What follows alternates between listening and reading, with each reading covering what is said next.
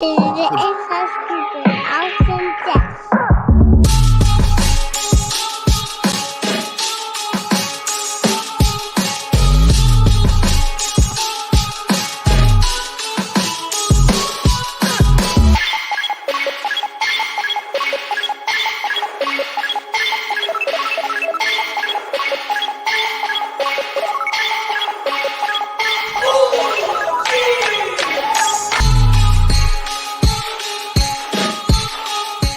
Welcome, everybody, to another episode of Inside Scoop with Alex and Jeff.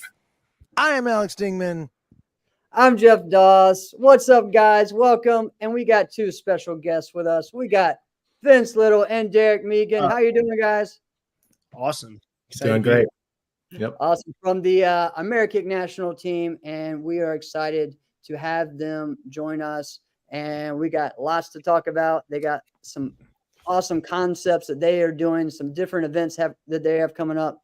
And also, we're just going to have a fun discussion talking about what's happening in sport karate world right now. All right. It's not a lot where at the end of November, there's a whole bunch of topics to talk about, but that's where we find ourselves today. Right. And there's so many things that people forget too, right? Let's see. Right now, WACO is going on. WACO World Championships going on. We've had a lot of Portugal, I believe. Yep, in Portugal. A lot of guys are out there competing right now. Actually competed like 6 a.m. our time here. So there's a lot going on.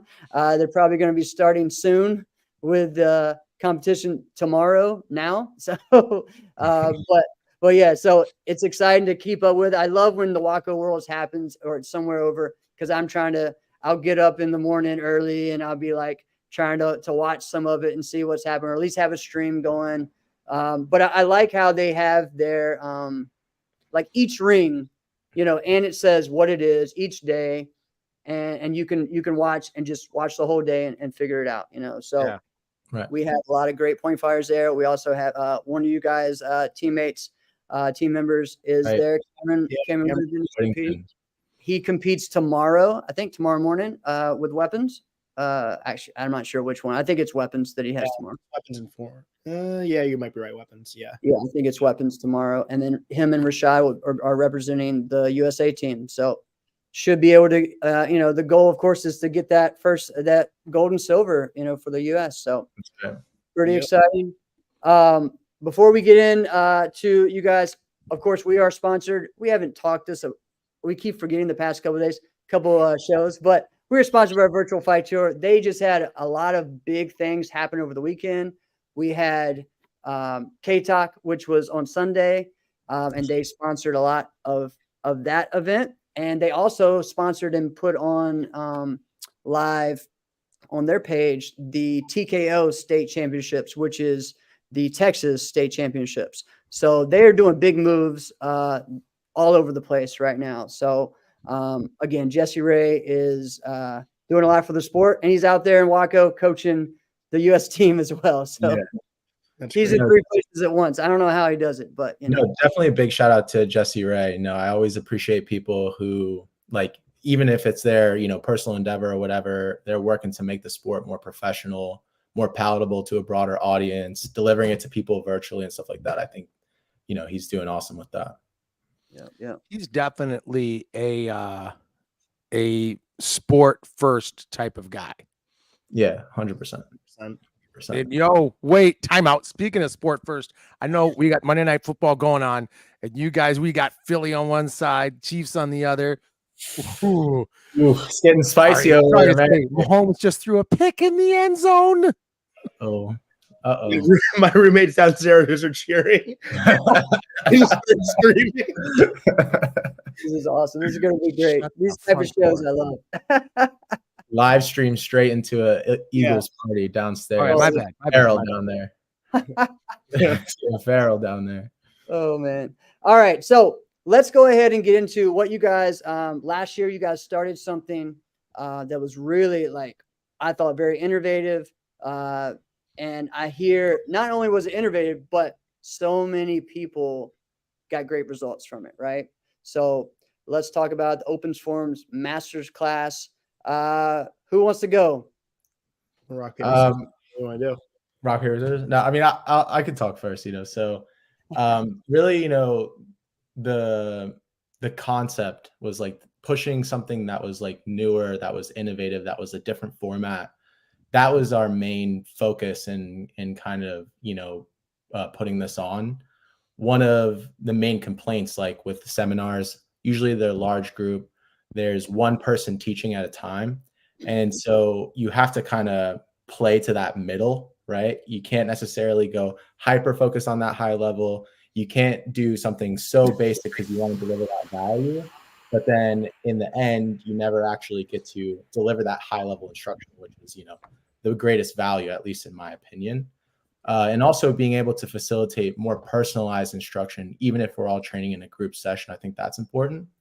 Yeah. So with those kind of ideas in mind, myself, Vince, and Vinny, we kind of put together this concept of a master class where we limit the amount of students, right? So last year was 20. This year we're doing 2 days, so we're expanding the list to 25. Then instead of breaking it up by instructor, right? Like Vince will say, one person spends 45 minutes teaching a hand combo or something like that. We break it down. What were you gonna say? Hand combo they never usually end up using, or they'll like. Yeah, exactly, right? Yeah. We break it down by concept, right? So it'll be like performance, right? Stances, basics, endurance and execution, right? Those kind of things where we really focus on imprinting a conceptual understanding of the tenets that you need to understand to be successful and to be like an impactful performer and martial artist. And then we pair that with all teaching simultaneously. So all three of us are on the floor, usually one or two people taking the lead in a particular section, while the other one or two people are going around reinforcing. One person can take over the class while two people can, take two of the kids aside, give them that more personalized instruction and specific feedback. And then pairing that up with following up with the students after class. And even before they attend the camp, they have to fill in a questionnaire, giving us some background. We know every person's kind of name. We watch videos of their form preceding the camp. And that also informs how we put together the curriculum, because we see, across the board, like, hey, all these people's front stances are garbage, or none of this performance is actually eliciting like any sort of emotion from anybody or something like that. And then that kind of informs sort of our plan of action, like on the day of as well. I love it. Do you politely tell them that, guys, all of your front stances are kind of garbage? Depends on the relationship with the student. Yeah, definitely. But that's a good answer. That's a great answer, Vince. Yeah. You know who's the best at that though is Vinny. Vinny really brings back that like old school training mentality, laser focus and relentless and like apathetic pursuit of excellence. You know what I mean? He doesn't care. Like, and the way he carries himself too in the camp, it's like different. It's not just, laid back. All right, we're gonna do this. Like he wants, like, they're all standing in a certain position. It's like super, just, I don't know, hyper focus, almost like a strict karate class, yeah, exactly. which really kind of sets the tone, I think, for the whole everything, every drill, Yeah, to perfection. It's a big focus for ours, and keeping that energy too. And for me, even when I teach, like I hate those like weak energy classes where you're like, okay, everyone's going, and then they're like, oh yeah, blah blah blah. Like no, like you bring that energy. Like Mike Welch even told me is like teaching is like performing. It's like performing in karate and stuff like that. It's right. Like, and your performance like lives on through your students, and he was telling me, he's like, that's how I perform now. I'm still performing, but it's when I'm teaching these classes and passing this knowledge on to my students. And so I think that same way, and they oftentimes they'll mirror that energy. And I think Vinny, he brings so much to the table, but that's definitely one of the main things I think he comes with strong. Huge. That's huge. Yeah, and Mike even does it with half a voice. He's always hoarse. So I mean, you've got to bring that energy when you're always hoarse. I feel like it with Jay right now. And I gotta tell you, he really sounds like he lost his voice at 7. Years and ago. It's been that way forever. Doesn't it sound kind of cool? Oh no, it's like Okay. He's like That's a hilarious. like hunter, you know, like something like that, you know, brash voice, you know. It's got to be Shout out weird Michael. for those who've never heard it before. And you're like, oh, yeah, this is my buddy Mike. And he's like, "How's it going, Mike? Nice to meet you." He's like the Sith Lord of Nazca, you know. Yes. What I mean? Put a robe on him. Put a robe on him. Oh my God. That's All right, so Vince, tell us a little bit. Maybe what was the biggest thing that stood out to you that you thought was like the biggest success of last year? I just think, honestly, I think the fact that we were able to custom tailor it to the group that we had was the most success. And then, you know, the results throughout the whole season, you know, with the kids who did the class. I mean, like Derek said, you know, we had video intake form. Well, we had intake forms, and then we had them send videos of their forms. So we got to, me, Vinny, and Derek sat a month before the master class, and we watched everybody's forms. We looked at the good things, the bad things, you know, and we kind of created our curriculum for that day based on what we saw and what they needed. And then, you know, like you said, during the camp, you know, at the end of it, we were able to kind of come together and just like give feedback throughout the day. Like, you know, oh, this, you look great here. Make sure you do this when you get back. So like, you know, and then every competitor that joined the camp got their own little, you know, little response at the end of the camp a day or two later, to kind of go into the, I guess, couple of weeks before AKA or whenever they were going to do their next tournament. So yeah, that was, and yeah. Yeah, and I was just saying, full transparency for the people that attended, like we put together a list with everyone's picture, their name, some information about them, some notes, you know, something like that. So it was really nice to be able to teach the seminar and know every single kid by name and know exactly what weapon they do, or so a little bit of info on their background, their strengths, their weaknesses, etc. And then, like Vince said, at the end of the camp, all of us come together. You know, we wrote a little thing about each person, and then sent each person that attended some individual notes about, you know, their performances or how they did and what they should train on and focus on. Dude, I mean, honestly, even just the preparation and then the after is worth it already, right? They didn't even need to show up. I mean, like, that's the huge thing, is that you take that time before, right? I think that's where a lot of times, you know, even when we get, you know, you get someone that, hey, I want you to do, I want you to start coaching me on this, right? Or a private lesson this. You really have no clue unless you've seen them or whatever. Like, well, can you please send me what they do? Can you send me a video? Can you see, you know, and sometimes you get it, sometimes you don't. You know, I just remember I had someone the other day, you know, say, hey, what form do you think my kids should do?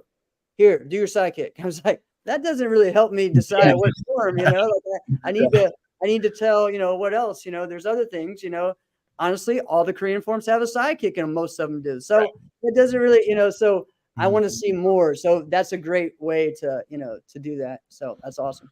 Now, I like the way, Vince, I like the way you put it, you know, when I asked you, like, you know, do you tell it, you know, to him that way? And you said, you know, it depends on the relationships. And, you know, Derek, you were mentioning that, you know, it's not like a seminar, you know, because when we go in to do a seminar, when we do a seminar, when we teach a seminar, we want to do a good job, right? Right. We want to have impactful, you know, instruction. And we want them to feel like, wow, this is a great seminar. But it's like, how do you, let's say you have 50 people in your seminar. It's a good size seminar. It's good, right? Right. How do you do that in like an hour and a half? How can you make big impacts? So then it's like, all right, I'm only here once. I'm not even in this town tomorrow. You're like, what am I gonna do? You know? So then, or do you just go to the other end of the spectrum and just say, we're gonna go with it's the experience, right? Right. Where like there are some people who teach seminars and it's like it's not about the content, it's about the experience, which has a lot of value. There's a lot of value into saying, I had this wonderful experience with Jotty Tension, who also gives great content, by the way. Right. No, he does. So, but and to say, like, I'll never forget that, but you couldn't exactly pinpoint one thing that, you know, you were like, yeah, I use this. Or maybe if you were able to take one thing, that's great. But I think the way you guys are doing it is so fantastic. Now, I had heard about the whole masterclass idea a couple of years ago. And when I was like, just from a podcast, I was like, it was like an advertisement. And I'm like, that's a thing? Oh, that's interesting.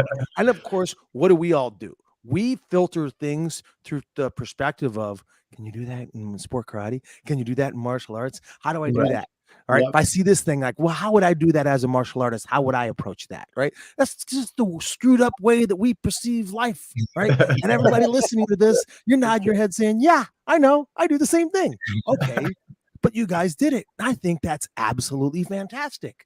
Thank you. So this Thank you. is year 2. Is that right? This is it too. Yes. did This is year 2. boot camp, like, so we had something a little bit different vibes in the summer that was more boot camp based. So we did do something 6 months, or I guess July, whatever it was, 5-6 months ago. Different version of it. You know, we had Vinny back. It was me, Vinny, and Derek, but it was more endurance based, like get ready for a tournament, you know, be able to perform 8 divisions in a day and not be tired and gassed. Yeah. So different vibe. But so we did work together again, but this one will be the same as last year with the concepts and everything. Yeah, so like the 2 separate formats kind of complement each other. There's some overlap. We still, I guess we made it still module based, where we all simultaneously teach. I personally think that's the most effective way to teach a seminar. But for the boot camp, it's like go, go, go, like hit forms till you drop. We're really going to push the limits on like how fast we can go, how strong we can hit, how many forms we can do back to back to back. And we strategically place that in the middle of the season, because, you know, usually beginning of the season, you're coming out the gate firing, you're going up, you're going up, you're going up, you're going up. But then, you know, after a couple tournaments, there might be burnout. Other people, you know, are really hitting their training harder. Maybe they're targeting, you know, you in particular divisions. And so you get this big mid-season push to really up your ability to execute your forms at high speed and high power. So they're similar, but we definitely try to keep them a little bit different, just so we can, you know, switch up the format and stuff. Yeah. Now, while every competitor, the goal is to win. I think one of the great things about, because we're specifically talking forms here. We're not talking this and fighting. We're talking forms, and this is okay. And I think one of the great things about just training forms, one of the great allures to it, is that it's a tangible thing that you can hold and know, I am this much better. I know, without even going and performing, without even going to a competition, I definitively know I am X amount better. That's the beauty and the curse of fighting, is you can look like trash. But if your foot somehow ends up on someone's face, you're like, well, I freaking guess. Right? Yeah. You know? And you can look amazing. I can't tell you how many times there's been a guy in front of me who was way better skill-wise than me, and I've beaten them going, this should not be the case. Right. Right. And what are they doing? And they know skill-wise they're a better fighter than me, but like they made a couple of mistakes, and like I was able to see what that was, and then here we are. Right. So that's why I love forms training for this way. That way you can know, without even going to do this thing, I am X amount better. And we love it. And we're addicted to this stuff. Yeah. So, man, just talking about it. Oh man. Yeah. I'm It excited. sounds like a fun time, right? You guys taking video or content of this stuff? Like, you putting this stuff on socials? Yeah. Definitely. No, we're definitely rocking our social media influencer. Yeah, we're really trying to actually magnify on that. Definitely. Especially like on Instagram. We started to expand our team page over to TikTok as well, just to put more eyeballs on the team. And it's also a really great medium, honestly, for presenting sport martial arts, because you can capture those quick clips that like grab those people's attention. Oh, something happened on the game, Alex? Look at his Yeah, but I'll let you keep going. I'll tell you. It's, you know, it's really about magnifying the eyes that are on our kids and their talent. You know, that's what I feel like has kind of been, you know, by the wayside forever in sport martial arts, is these kids and young adults are phenomenally talented, and they work ridiculously hard, just as hard as other types of professional athletes. Yet, you know, they don't get the same kind of eyeballs or recognition or praise for that. So I think that really pushing it on the social media platforms will be helpful in getting them the proper or better recognition, that they really deserve. Well, speaking of professional athletes getting eyeballs and praise, I mean, the biggest one right here, Travis Kelce just got a touchdown pass. Boo. The Kelceys are so interesting because, I mean, it's Jason Kelce, who's, on the Eagles, and Travis Kelce, who's on the Chiefs. I would want to play my brother every single year too. And I would say, yeah, I want to absolutely smash you. Yeah, all the time. easy. Right? Definitely. But they're lucky that they don't they're both on offense, because if if like Jason Kelce was like a defensive end, like, oh my gosh, this would be bad. Yeah. Yeah, he's a big boy. So Yeah.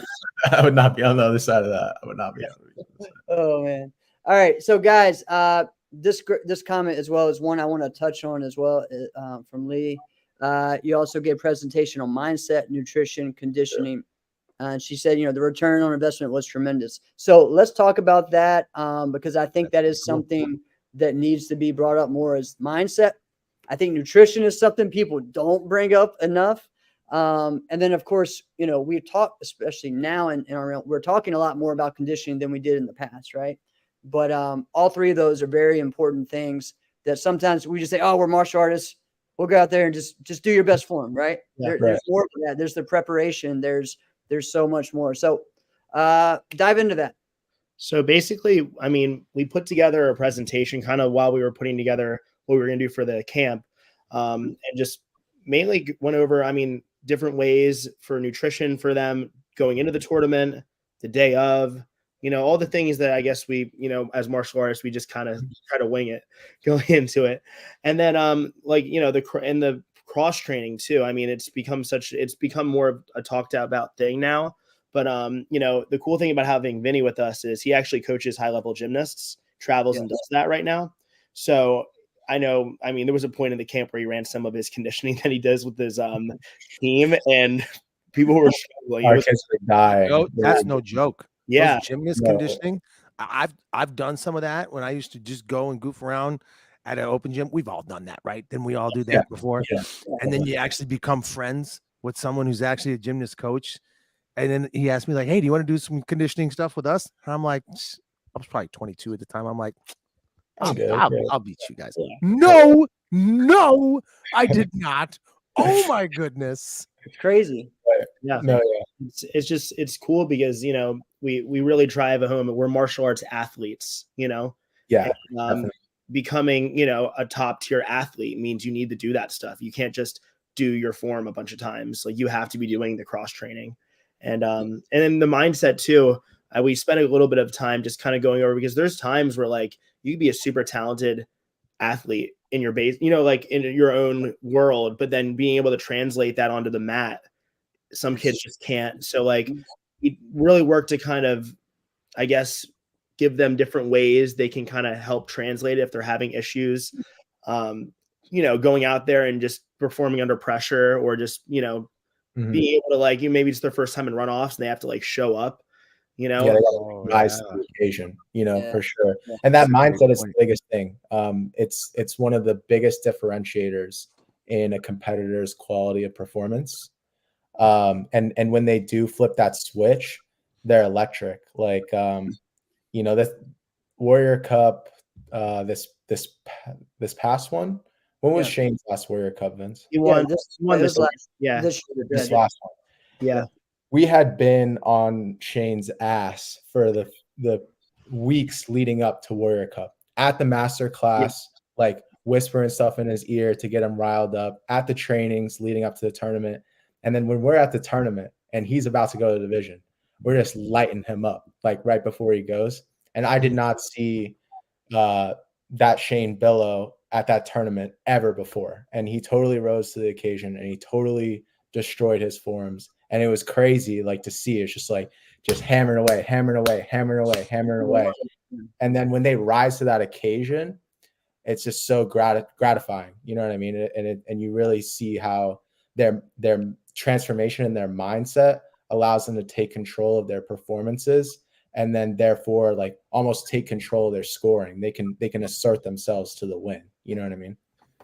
It's so hard for those to understand this who aren't in this world, right? Because this is a whole nother world, right? So sometimes they look at it and they go, they don't understand what they're seeing. You know, they're like, yeah, he just did his form again. Yeah, he's just doing it a lot. He just needs more reps, right? Like, no. Right? Yeah. But it is so gratifying, like I mentioned earlier, how you can tangibly know your X amount better. And when you do see that, like you just mentioned, Derek, like I've never seen that guy before. Like, who is this kid? And when that switch does actually go, like you're like, this is amazing. And yeah, like Vince, when you mentioned like doing runoffs, that's a whole nother beast. Like, yeah, winning your division, of course, like you want to be able to do that. And you're like, yeah, you're the man in your division. But then you go to the runoffs and you're like, oh, damn. You got everyone crowding the ring, you know. This is another level. Great. It's a whole There's nother levels to this. Yeah, and especially as we've gone to the tournaments more, we've realized that that's I feel like getting the kids focused, making sure their mind's right, making sure they feel like they have someone standing behind them when they go. Right. You know what I mean? And they have people that they look up to that believe in them. Like it's very empowering for their performances. I feel like it makes them feel like more comfortable, calmer. And I mean, I definitely notice a difference in how my kids perform when I'm at the tournament, I'm at the ring, I'm like locked in with them, you know, going through the whole motions with them, getting all adrenaline up. You know what I A lot mean? of pressure on you guys. Yeah, It's you not could gonna say lie, that. it is. Yeah, you could say that. But you know, I've come to trust my students. You know, I've had to do that too. Like I remember as I first started teaching and I would watch them compete, I really was like, oh wow, now I see why the parents get so riled up, because at least, you know, yeah, there's the pressures of competing like when I'm going up there, but I'm in complete control of my performance. You know, All right. I'm not in control of my student. They got to go and do what they got to do. You know. So you mentioned that, you know, like being that person. Who was that person for you guys? There we go. Yeah, I mean, I would definitely say Jarrett Liker, you know, and he didn't necessarily need to be by the ring with me to get me focused, but my Like competition, in the vicinity. yeah, my competition, my approach really stepped up when I started doing sync with him. Like when we started, when we would prep to compete, this guy would turn into a maniac.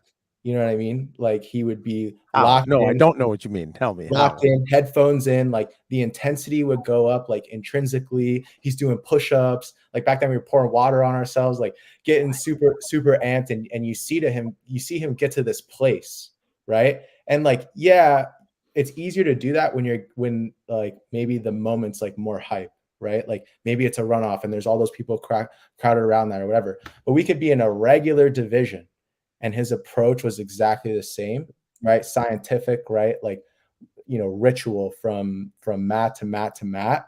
And that was like, oh, okay, like that's how you got to come at this. Like that's the kind of like mindset you got to get into in order to get so amped up and peak in that performance and really create something that resonates and that's with people, and that's powerful. You know what I mean? I think that's the goal of the performance. Like it's really got to it's got to make you feel something. It's got to hit, you know?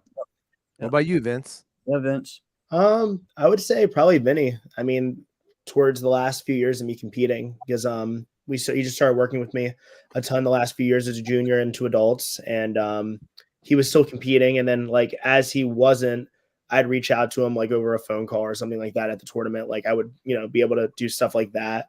And honestly, just my team. I mean, with AmeriKick, I just kind of had my people behind me. I mean, Derek was there. I mean, I had a bunch of around me, so that was cool too. Yeah, I think it was a combination of that and Vinny towards the end when we were doing training together. We trained together a lot.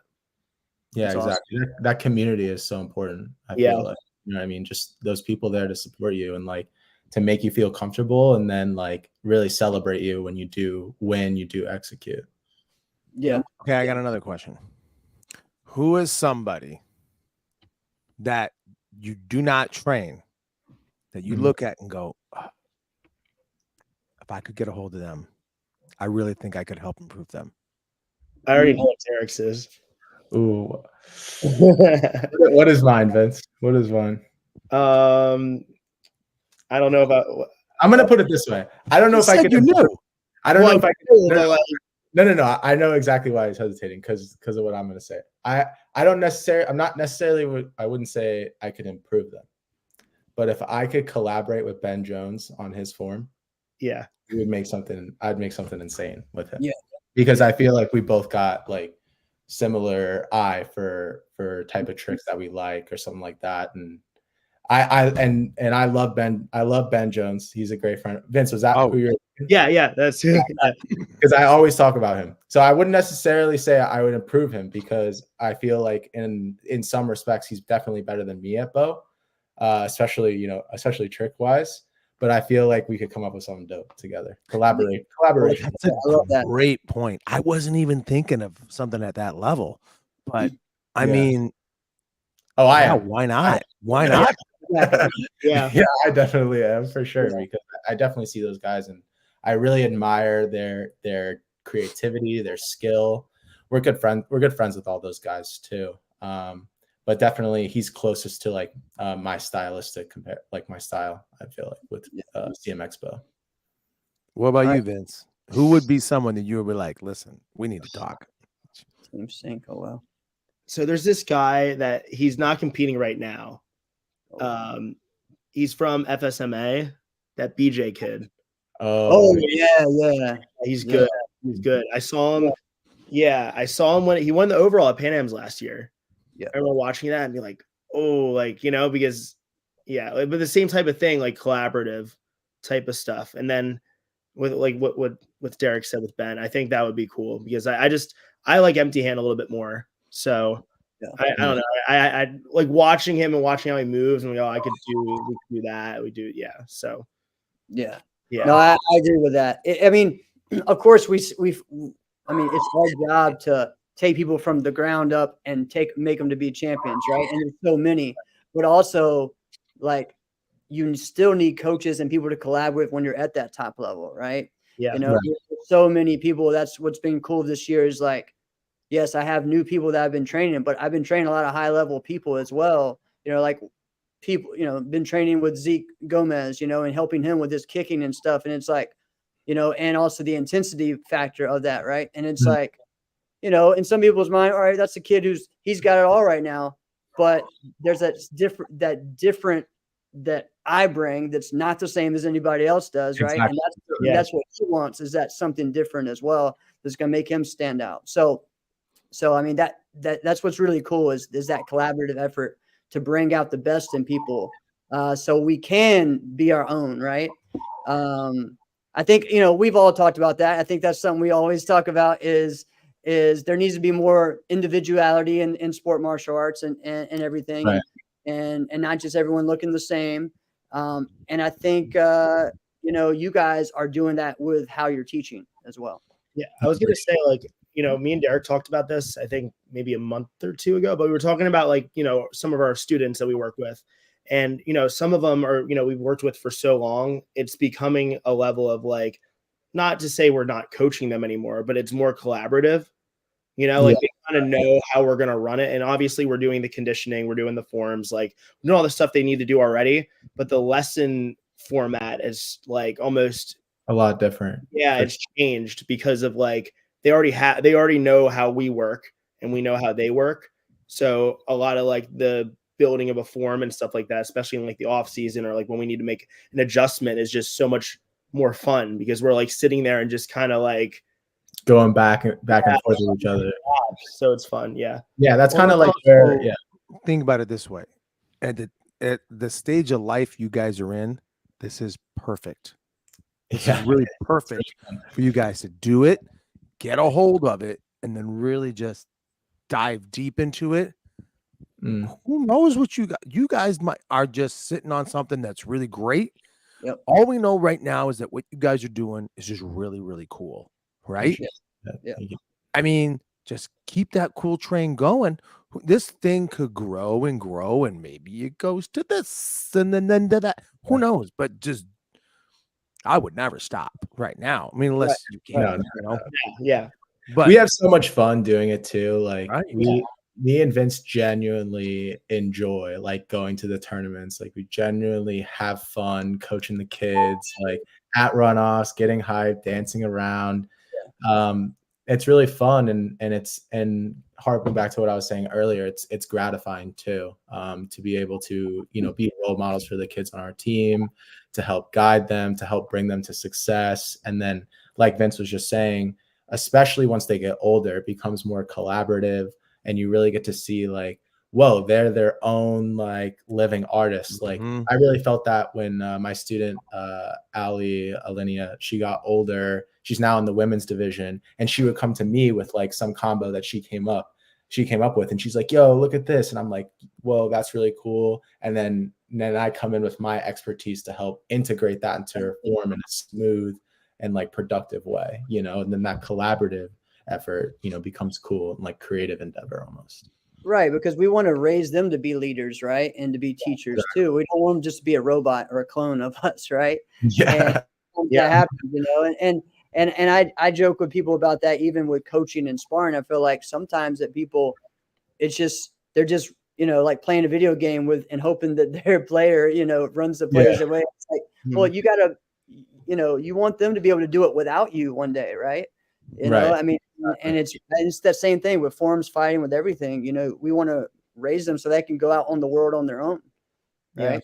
It was cool. This weekend I had one of my students that's kind of, I mean, it's our student. We both work with John Lorenz, but we were same type of like collaborative. Like he sends me videos. We'll mess around with like like it's a collaborative now. But he taught a seminar at my school this weekend, and he was teaching like a concept that like I teach all the time, but he like worded it like completely different. Like it was the same thing I've taught him, but he like worded it in his own way. I was like, oh, that was different. I'm gonna use that.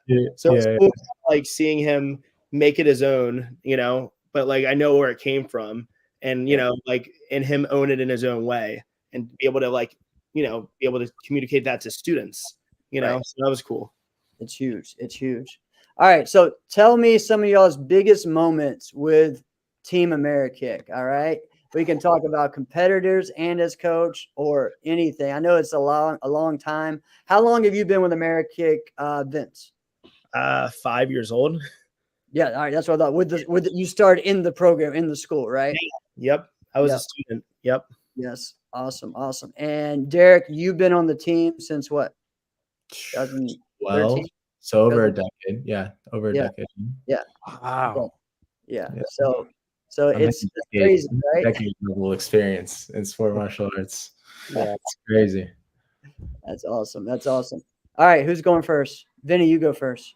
Oh, Vince. there's just so many. I mean, like, because I literally grew up in AmeriKick. Like, I'm literally a child of AmeriKick. What school? Who was your instructor? So there's a few. I mean, I've had a few, like primarily when I first was growing up. I don't know if you remember. So he was on like back in the day, like Team Smash, Team IDC, Justin Smith and Chris Molaris. Yes, yes. Yeah.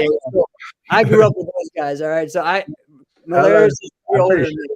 Yeah, so Molaris and I grew up competing with each other and everything. So yeah, he's badass. This is really the one that like brought me. I don't know. He got me into like got me to the level where I could compete competitively. I started as a fighter, so that was like my thing with him, and he's like a big brother to me. Yeah, he was like he still is. I mean, we go to the gym every week together. Like it's still, we're very close. But yeah, I mean, we started with that. I started doing that with him. It got me into the whole American national team, world team thing. Yeah. And then that got me exposed to the Lakers, who, you know, like, I mean, I just tested under Bob. So like, now I have like the East and the West Coast AmeriKick style. So like I see, like I'm going to visit them next month. So like it's just opened so many doors. It's like in general with AmeriKick, like I have a school, I have the team, like there's just so many big moments, you know? So, I mean, I wouldn't be who I am without the brand, without AmeriKick. So that's cool. Yeah. Yo, so Molaris, all right, I just got to share this story. All right. So one time Molaris used to come in. All right, this is an NBL thing. All right, so if you're asking, why would he do this? This is story time with Uncle Jeff, by the way. All right, so Molaris, all right. If you don't know, Mark was really good, and this was something that no one did, and still now, he did Eskrima sticks and creative Eskrima sticks, all right? And no one really saw that, all right? Russo. And it was crazy, right? Russo did that. And so Malaire's did that as well, right? But he would come in, he came in his form, instead of walking in, he rode in on a skateboard, all right? So, Stop. all right, he brought a skateboard to the ring, all right? And these guys, it was just the thing that you did, because here's the deal. Another Amerikick instructor, Nick Perdun, used to come in. He did the Indiana Jones, and he had a whip that he would crack and then put it down. know that about Okay, and then do his combos. And actually, I think he did some flying combos as well. Yeah, He so, did wushu flying commas. Yeah. so my first Super Grands, I was competing head to head against Nick. So him and I think we tied for third or whatever like that, like our first Super, Okay. like my first Super Grand. So yeah, it was. So there's just so many crazy things. All right, I think our second episode ever was a story that involved Chris. So the brawling. You've mentioned this before. Yeah, I've mentioned that before. So yeah, so Love Chris. he's just and Chris is one of my favorite spin kickers I've ever seen. All right, this dude can hit anyone with a spin kick in sparring like it's nothing. Okay, just all the time. And watching him and Adam Longoria do continuous fighting and point fighting together back in the day was like insane. And I'm trying to get Adam to upload more fights of them too. And literally, they would throw like, I don't know, like 30 spin kicks in the freaking fight. All right, it was insane. All right, I love Chris Malaire's. He's one of my favorite people. And so one of the main reasons for me to even go to Amerikick next year is to go see Chris. All right, I just got but yeah. All right. Another name, wait, real quick. Another name, a business coach of mine too. That's part of Amerikick, Alex Davidoff. Yes. Oh yeah. Yeah. I So like that guy. I saw him yesterday at K Talk. So he's great. Okay. Alex is another one. Alex had a badass form too. Dude did a straight up drop kick, like a WWF drop kick, both legs, and then just fell into a push-up. All right, we didn't have mats then. All right, we were on. Yeah, he didn't care. He didn't care. I loved it, dude. Oh my god, he did a lot of really interesting things. He was just so different and creative. Yeah, I dig that guy. All right, Derek, what's some of yours? Biggest one with America. I mean, I would say competition wise, winning double Warrior Cup. Like, there's probably nothing that gets close to that. I mean, Diamond Ring is probably a second to that, because that was like the last like big award that I didn't win. But definitely double Warrior Cup was not only just my biggest moment competitively with Amerikick, but just period, like biggest moment in my competition career, I would say. Yeah, Derek, come on now. We want the juice. Yeah. The juice? We want the stories. Oh, about the Warrior Cup? Not just the Warrior Cup. We want, like, tell us the stories that like nobody's gonna know. Oh no, this happened while on Amerikick. Don't do the Harry Connick Jr. look thing. Come on. I was saying this earlier. Doesn't Derek look like Harry Connick Jr. right now with this flow that he's got going on? He doesn't even know what that is. Yeah. You don't know who Harry Connick Jr. is, Derek? Gosh, No, come on. I was born in 2000. Chime in. I was born in Does 2000. Derek Meegan look like Harry Connick Jr. with Yeah, this sick flow, this studly looking flow he's got going on? Appreciate it. I would say a story from being on Amerikick. I was just telling my student this the other day, because we were talking about pressure when you compete. Okay. And this is a story about how Jarrett would just he was confident in me and he knew me.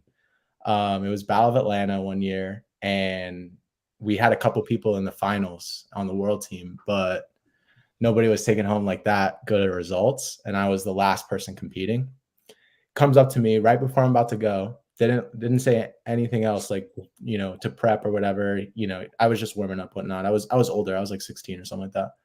Comes up to me, he goes, "All right, well, nobody else has won tonight, so you got to go out there and win it."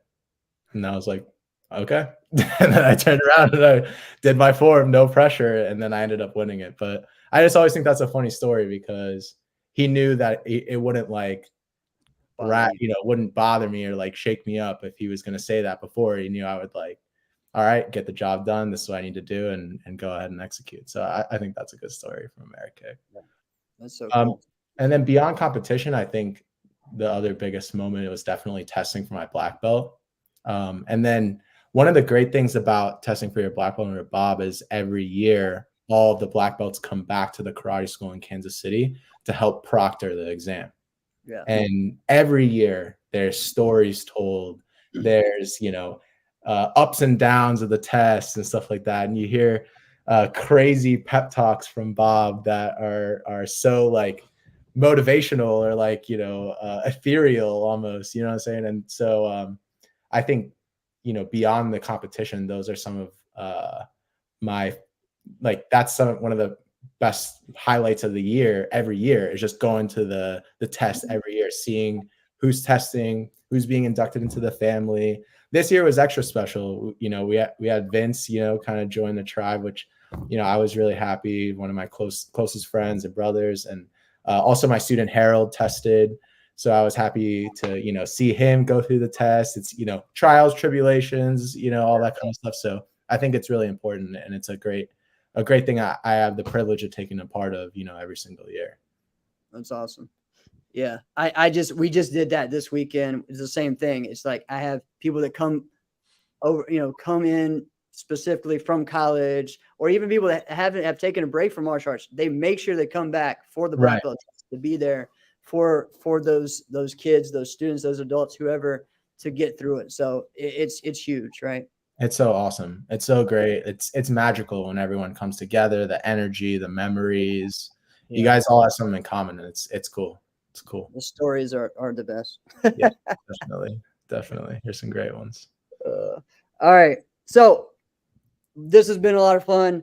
Let's kind of get into some things that are happening right now. We kind of talked about Waco a little bit. That was what was going on, in the world. Another big announcement that came out today too was that, there was the split with people in WKU and that going on. So, but today they announced that Jack Felton is going to be the new USA coach for WKU. So that's a huge announcement. That's a really cool thing. Cool. So yeah, Jack is to that guy. Yeah. The Iceman. Yeah. I love people that. Listen to one episode of this show, they know that's probably my favorite fighter. So he's just a great person. Another person I grew up with that I have so much respect for. Right. No, definitely. I mean, I grew up sparring with Jack, and Mike Pombero was my main sparring coach growing up in California. But we were always around, Jack, Raymond every once in a while, Jamal, a lot of the all-star fighters coming over to fighting at Bob White's karate school, or we go over to Raymond's school as well. And so Jack was always my dad, one of my dad's favorite fighters too. And he's okay. Well, tell me about that. Tell me what that experience is like. What? Training with and fighting with Jack. Oh, well, it's, he's so quiet. Usually I was used to training with Mike Pombero, who's like, he's got a couple screws loose. You know what I mean? He's a fiery dude. He's a character, Uncle Mike, as people call him. You know what I mean? So, I mean, I'd be 14 and we'd be sparring and I'd be getting tired, and he'd be like, come on, you're going to let a 4-year-old man beat you up, and then like blitz me, you know what I mean? Or knock the wind out of me on purpose. Jamie Matthews kind of the same way. Yes. Jamie Matthews, the same way. We'd touch gloves, and we'd be like right up close to each other, shoot the side kick straight on the hip. Like, he's like, yo, you got to be ready to come off the line, brother. Like, he was not playing around. But Jack is he's so technical to fight. If you make, a half-inch mistake, he plays so close in the pocket that he can capitalize on that right away. And kind of how Ross Levine fights, he's very basics oriented. You don't see him doing a tornado kick, aerial, blah, blah, blah. He'll beat you with side kick, back fist, reverse punch, and he'll beat you with it all day too. So it's great. It's great training with him. Yeah. I always suggest everyone to do one of his Zoom sessions. He does them every Saturday, to do one of those. Or if you have a chance to ever go to one of his seminars, to me, he's one of the best sparring seminars I've ever been to. And my students and myself have gotten a lot from and able to add it and tweak things, so it's really cool. He's solid. Yeah. So, all right. Also, we got this is going to be controversial, but we'll get to as much as we can. We got the email today from NASCA with some rule changes and some. We can't touch on everything, Jeff, but we're gonna touch on a couple of key things. A little bit. All right. So we got the. Let's get to the real. Let's get to the real. Let's get to the real one. Yeah. So, all right. So obviously we got, the new Korean divisions, which we've been talking about. We got finally women's getting the same grands as the men. We got some. I don't even know if we want to talk about the legal age one. That one's an interesting one. But I think we do.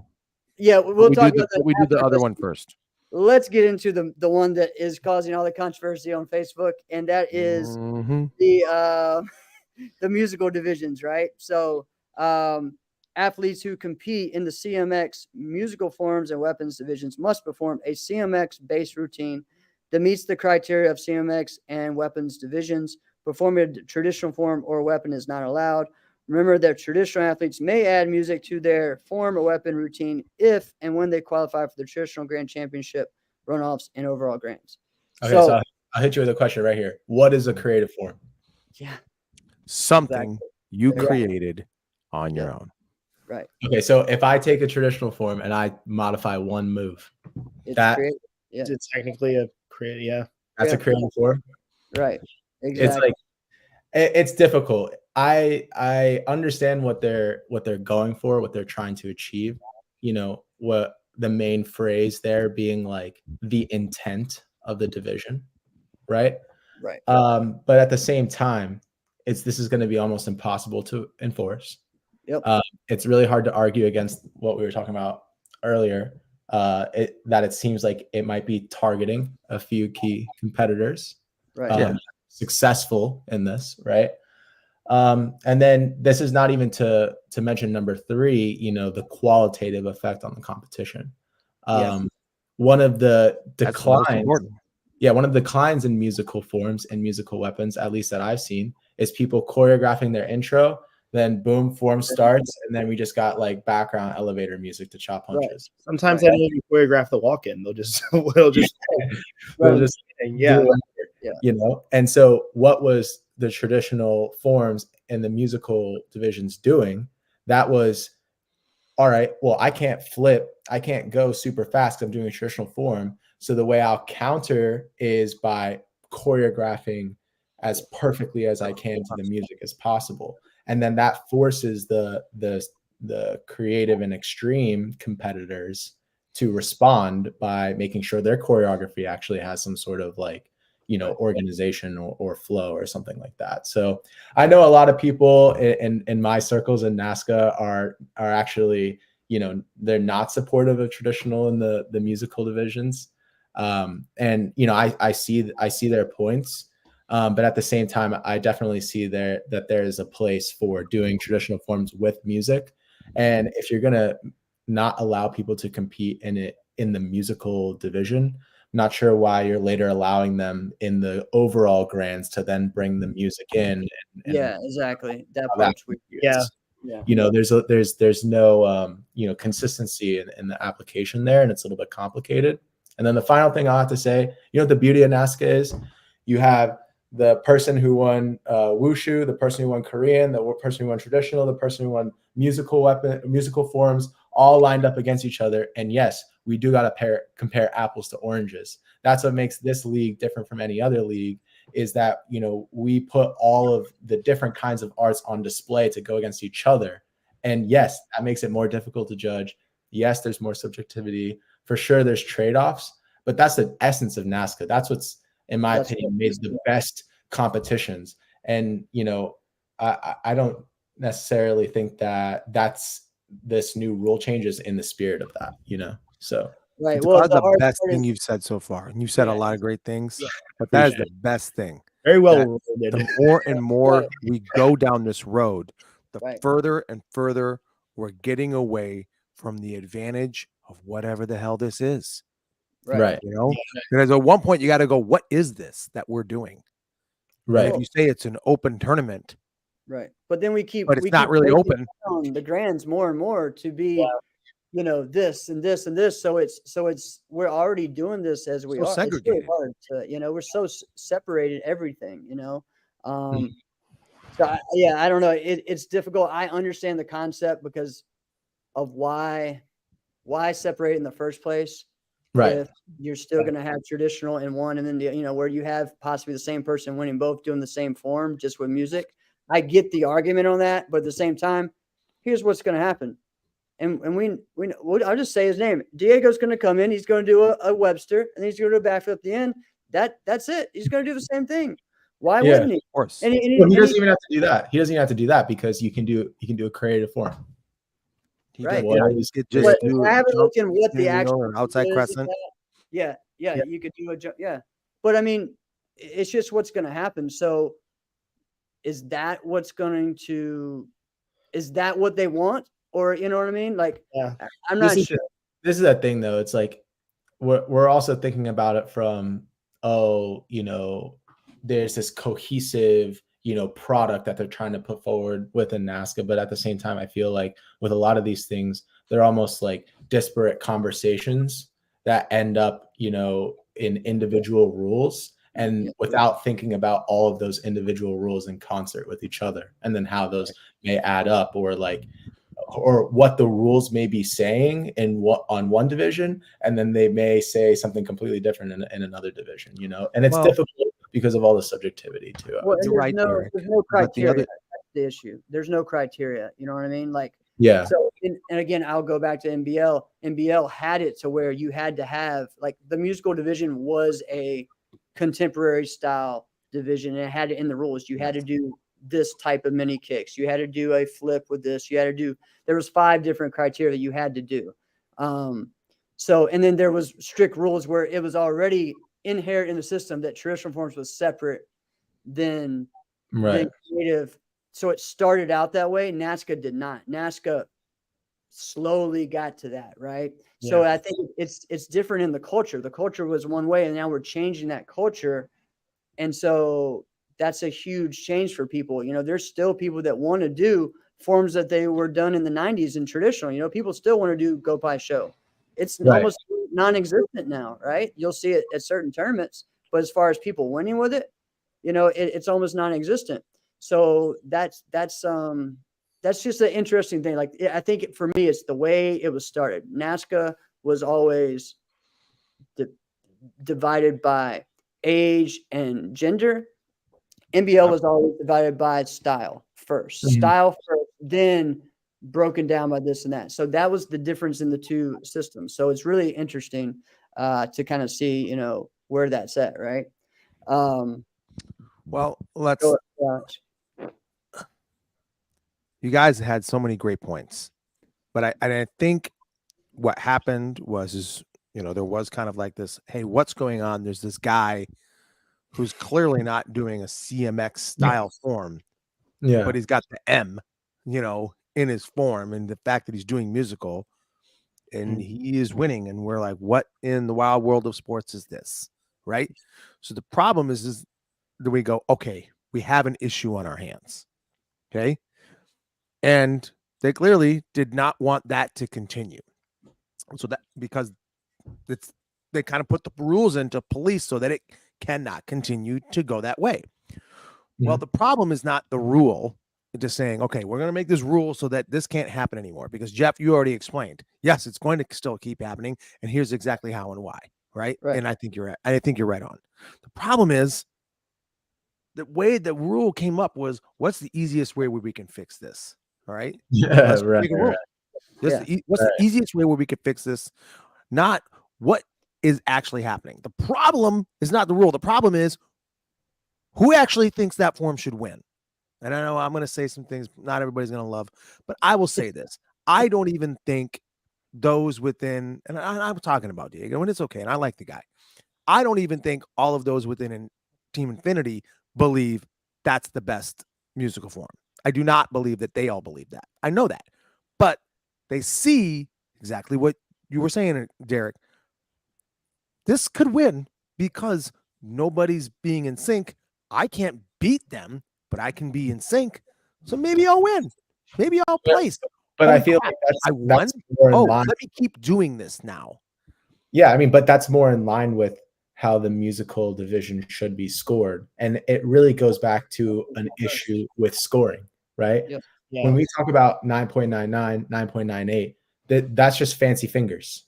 Yep. Mhm. Exactly. Ah, That's all that is. Okay. So we need some categories, and we need to take in my opinion, you know, There needs to be like specific criteria. weighted categories that prioritize like the importance of certain aspects of somebody's performance. Because I've had judges say, "Oh, I gave you a 9.7 because your back foot on your front stance was like that." You know what I mean? And that's obviously more so hyperbolic, but still, it's like, yeah. okay, one judge can say your back foot is really important to me, and another judge could not look at your feet through the entire form. So then how are they supposed to apply scores in a consistent manner, right? You need to And say, if we have judges who will judge like that, what's the point of this rule? right, well, but they have no criteria to go against, right? It's just like, who do you think is the best, you know? And then Yes. how do you have point deviations and relative scoring at the same time? Like, Right. and that's Right. something that Cole Presley brought to my attention. I'm like, yo, you're so right? Like, Yeah. how can you say like, relatively, I think this person's this good, but I had to dock them an absolute, you know, number of points. It doesn't quite add up, you know? No. There should be. I Yeah. don't think there should be relatives. There should be a deviation if your score's already slotted, right? Why are we changing this? But whatever. That's a whole nother bag. We're not going to Yeah. go down that. No, But I know. So my point is musicality should be the top criteria for judging a musical form. How in sync you are to your form. Then it should be technique, right? Yep. Then it should be like power / performance, whatever. You but know, then within that, then Derek, then aren't we saying that Diego should still keep doing what he's doing? that's what I would say. Yeah. I would say it's like he's embodying the essence of the division, which Yeah. is doing what is a musical form, audio visual experience. Okay, Yes. so Yes. yes, you want to be, you know, have that integrated with each other, and that's what he's doing. And I think he deserves the high scores that he gets, because even if somebody else goes out there and does, you know, shuriken cutter, double backflip, whatever, if they're not as in sync or like being competitively in sync with their form, and then their difficulty maybe can bump up their score, even if Diego has better musicality, right? Like they have to be competitive on that musicality front, you know, and address what he's bringing to the Yeah, table. they have Right. to be Why- competitive. So why aren't the creative and extreme forms as choreographed? Let's really like where did that change, right? Where did that happen? All right. Obviously, we know it was trying to get the speed and trying to be, Yeah. you know, not to slow your form down. But Right. you can still find ways to be choreographed while still doing that. There's still ways to do it. I mean, again, I'm going to sound biased here, but it's like that's where we've seen where there's a lack of kicking. If you have people that can kick, you can kick to the beat, right? You can do things with that, and it's funny to me though how certain things are. Oh well, that is okay. We're not going to judge that well, but we're going to judge this one well. And it's a weird, just a weird thing we have right now. I don't know how to say, like a trend, I guess, right? Of We're chasing the shiny object type of thing. yes, yeah, right. So it's you know, Junri style forms are to the beat and to that, right? So how do you take something that style and then take it within the 2023 realm, right? While still being creative, you know, and not traditional. You know, so but technically that's a traditional form. A Junri Exodus is a traditional form. And by now it's been around for 50 years. It's a traditional form, right? Yeah, how far back do you want to go? Right. I mean, when does it end? You know? Exactly. So but then the difficulty absolutely should matter. You know, when we talked about this right after the Diamonds, you know, when we were talking about the same guy, and I was you didn't say a word, Jeff, I did, you know, and I'm like, come on now. My man spent 3.5 minutes on one leg doing a perfect form. Look at the difficulty level. That matters. And then someone was like, but did you see Diego's jump? Can you And I'm stop? like, You just the one? One jump. Cut. Stop. No, but still, but the difficulty in executing the technique, it's easier to go chop punch than it is to like hit strong, like traditional technique, like with essence. And again, this like lively debate is the best product that mask has, right? Yeah. Oh, this person's traditional essence and technique, trumps this person's round off, back tuck, X out, whatever, right? And like there's going to be times where absolutely they should. Definitely. And like I said, I like Diego. I really do. And I really want him to still be able to keep doing that division. When I look at that division, I just don't come up with the conclusion of him winning it that amount of times. That's what blows my mind. Right. Is seeing him do that. I think he's great, and I think he should win. I think he should place. When I look at it, I'm just not understanding the conclusion that we're ending up with. So the person you think they should win, how much choreography they do after the intro there? Well, and this is the problem we have ourselves with, Derek. right? Like the after the intro, that's when the real form starts. Yeah. So you're telling me Diego does 90 I understand choreography in his entire form, and then ABC person, and not to knock them, but because that's how the trend is with the CMX musical, and the way that they are competitive in those musical divisions is because they bring that difficulty that you're talking about, and that other judges like we would maybe judge the division differently, right? You would say, hey, this difficulty trumps the musicality, right? Because Diego only has one jump. But then I would maybe say, there was just so much musicality, it overwhelmed the difficulty. And I'm thinking, shouldn't we have this to where there isn't so much like, well, this is my opinion, and this is how I would judge it, and this is how I would judge it. That's just chaos. Weighted categories. Yeah. Choreography is difficult to actually be on. It is. It's difficult. Is to have a real choreographed musical form is very difficult. It's hard. And especially not everyone has the resources to be able to make that happen either. You need to have a personal connection. You need to have some monetary backing to get, to get the song and that kind of stuff. So. I mean, honestly, to me, I still think we need to have a musical challenge division where, you go out there and then they just randomly play the song and you got to choreograph it right then. All right. That was the best division back in the day. All right. Back in the day. I would support a super forms. Forms, yeah. Yeah, and you need to get Greenhall to bring the wheel out again. And stuff. That was like, that was in line like with kind of mixing styles, putting styles against each other, and then like you're saying with that division, like putting people on the spot. Especially when you'd have to like imitate somebody, editor. A different competitor. That one was great, or like that's hilarious. Giving someone a 3-sectional staff who's never done it before. Like that's exactly. How many people have really done a 3-sectional staff? Have you done one, Vince? No. I have you, Derek? I use the 1-sectional staff. I actually have 2 in my dojo right now. I have the one with foam on it to protect me from hitting myself. Yeah. Oh my god. Oh man. Yes. Yeah. Ho Young Pak. Ho Young Pak is the one we all think about, Andrew, and he was amazing. But I don't think I've ever seen another person do it. This was a fun discussion. The last one before we finish, to me, was the legal age rule, which is 17-year-old competitors may choose to compete in the 18+ forms of weapons divisions for the entire year.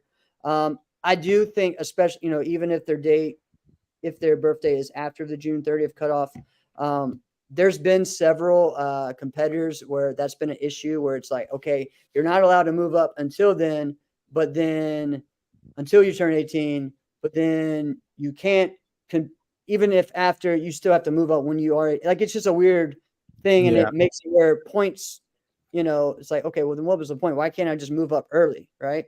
Well, let them go ahead and do that. I think that's great.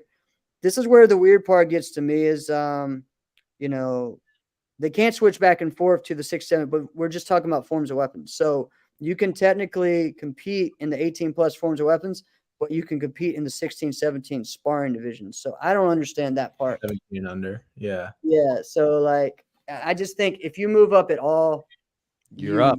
You're up. You're up. Breaking, whatever. if they're making that choice to make the move up, like they got to go all in and make the move up. Yeah. Yeah, I mean, I see they want to appease like a certain audience without having to put themselves in harm's way liability.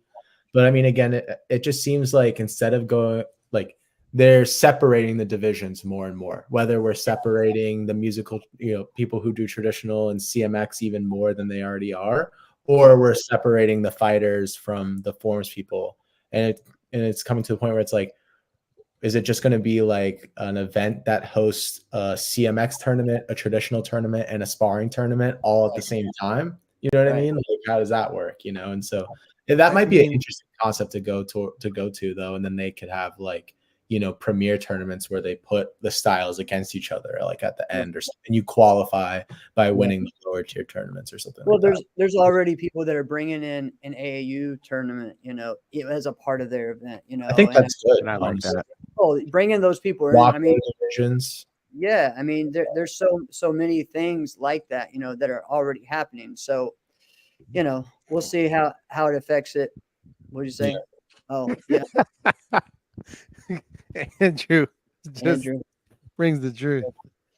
I don't know who you're talking about, Andrew. I don't know anybody doing that. So Listen, yeah, we never want to like out somebody because now we're just messing them up. But it's really, I understand why NASCA as a whole doesn't want to say, yeah, it's okay for you to fight as an adult, because it's the fear of, all right, I send this 17-year-old to go fight, this 30-year-old, and this 30-year-old puts a freaking hole through his chest. Right. And then someone goes, did you just allow this grown man to beat up this kid? You allowed that to happen.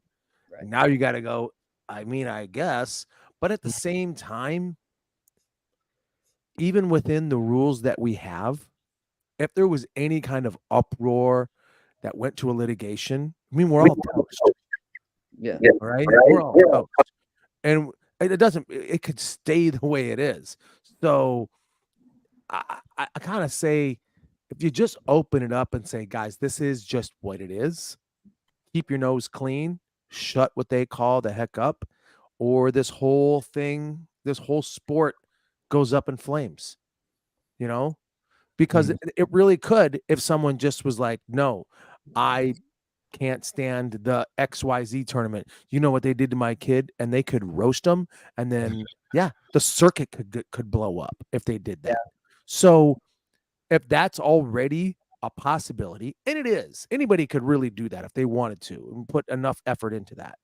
All right. If some event happened, even if it was just in the teens or if it was in the adults, sure, that could happen. So what are we doing? We got to have better people, and then just say, let's just let this thing happen. It's tough. It's tough. It is a tough thing. They need to, first and foremost, they need to, remove themselves from harm's way on liability. Yeah. So, I mean, ultimately, if they're going to make a decision on the rule like that, to let them compete in adults, I'm glad that they kept the kids from fighting adults if they're going to make a decision doing that. But like I said, I mean, you wait to go up, and you can't just make a rule where it's like, or do this, you can move up, but you cannot fight. Right. Yeah, I would say that would make more sense. Like, you move up and you that actually would make more sense. It would make more sense than what is in place right now. Yeah, it's the same reasoning, right? But I mean, I guess in the way that they have it now, the competitor may also be able to buy a sparring division. So probably a little bit better. Friendly to the NASCA tournaments in that respect. Right. Well, and then we're getting into more of making them choose to be a forms competitor or fighter, right? Exactly. After a year of not fighting and just doing forms, so kind of getting that mode of, well, maybe I am a forms guy, so yeah. All right, guys. Well, this was a lot of fun. Yeah, and this was cool. Yes, this was so much fun. I'm excited to have you guys on. And again, guys, check them out. Open Forms Masterclass, December 28th, 29th. It's a really innovative concept. And not only is it fun and innovative, but they're also getting great results, as you've seen in the comments as well by a lot of the participants and the parents. So Yep. Keep it up. What is it, Alex? What's the score? I was just okay. You saw me looking. Well, yeah, Um, Jalen Hurts scored a rushing touchdown not that long ago. So it's 17-14 Chiefs. Ooh. Oh, Okay, All so right. Vince, you got yourself an Eagles jerseys on, so you're totally an Eagles guy. Derek, Yes, what about you? well, we see, converted them. I had to be a convert. I mean, I went to college in Philly. My roommate was a diehard Eagles fan, and I didn't watch much football growing up. So now I'm in the fan base of animals. Yeah, so I had to be an Eagles convert, for better or for worse. I mean, they're kind of like a ruthless, fan base. Didn't they booed Santa Claus. great. They booed Santa. They booed Santa Claus. Yes, they did. Whatever it takes. Yeah, whatever it takes. Mindset over everything. You know what we're talking Philly. Wow. Yeah, you can get that. You can get that in master class. Exactly. Philadelphia Eagles fan base mindset. Dog Master class. mentality. That's awesome. Oh man. All All right, right, Alex. guys. This has been another episode of Inside Scoop with Alex and Jeff. I am Alex Dingman. I'm Jeff Doss. Thank you guys, and see y'all next week. Hey, y'all.